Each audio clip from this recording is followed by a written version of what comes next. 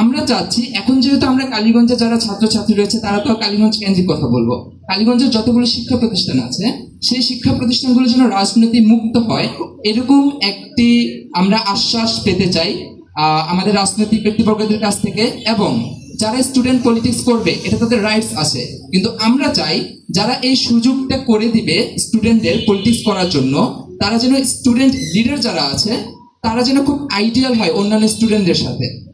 এমন একটি কালীগঞ্জ আমরা দেখতে চাই এবং এমন বাংলাদেশ দেখতে চাই যেখানে ভোটের দিন হবে উৎসবের দিন, কোনো কারচুপি থাকবে না, স্বচ্ছ এবং একটি সুন্দর মাধ্যমে ভোট অনুষ্ঠিত হবে।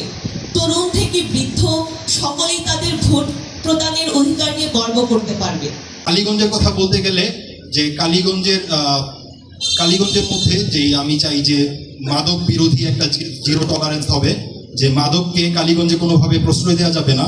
মাদকের মাধ্যমে যুব সমাজ অন্ধকারের দিকে চলে যায়। আমরা কালীগঞ্জবাসী গাজীপুর 5 আসনে একজন সৎ, মেধাবী, চরিত্রবান, ধার্মিক নেতা দেখতে চাই, যিনি আমাদের কালীগঞ্জকে গড়ে তুলবেন একটি পরিচ্ছন্ন, দুর্নীতিমুক্ত এবং উন্নত নগরী হিসেবে।